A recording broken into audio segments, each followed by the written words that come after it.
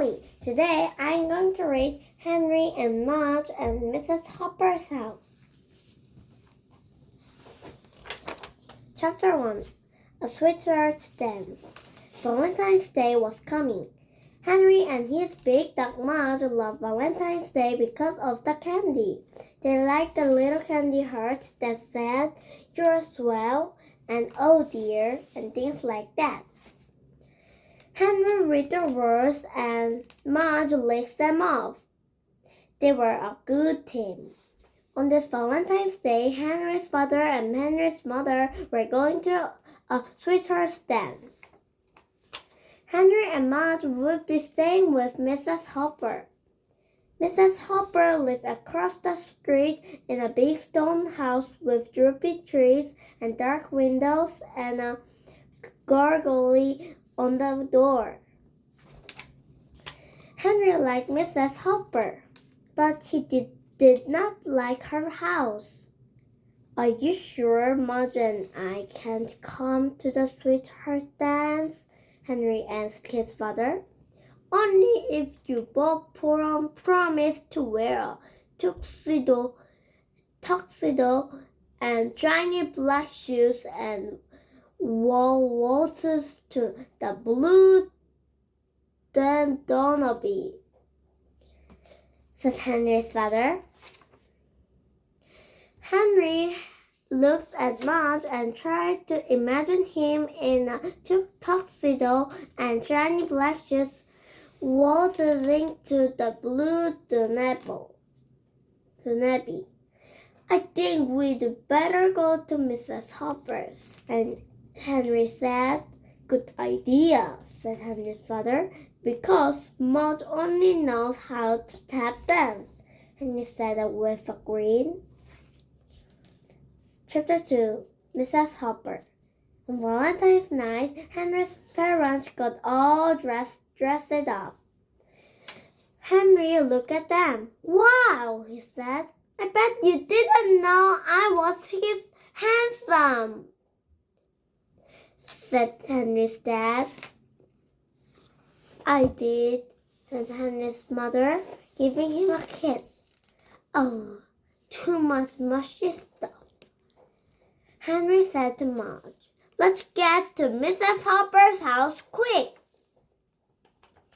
In Mrs.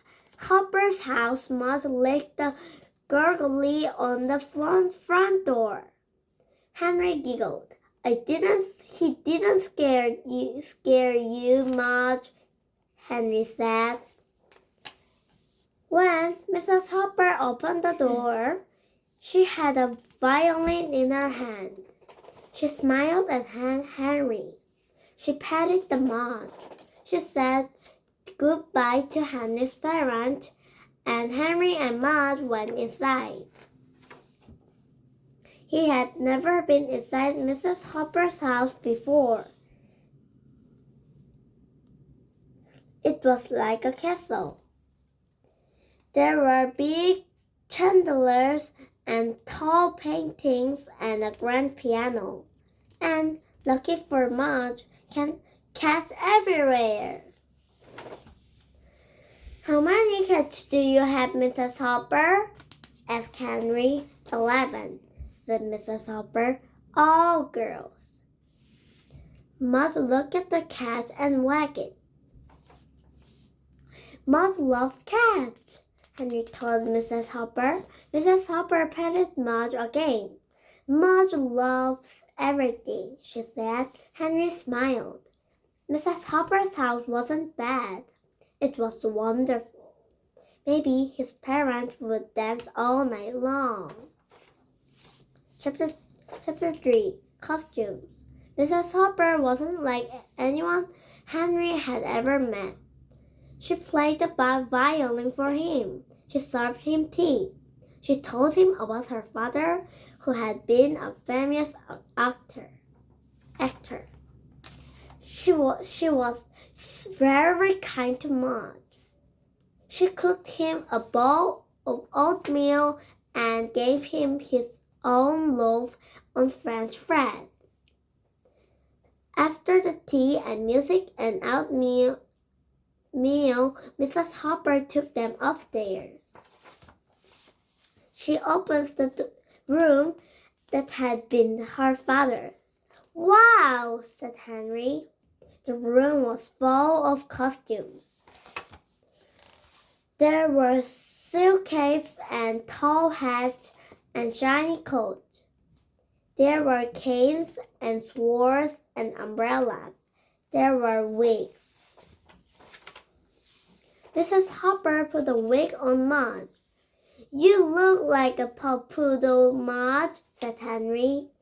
Mudge wagged it and wagged it. Henry and Mudge and Mrs. Hopper spent most of the evening in the costume room. They had a wonderful time.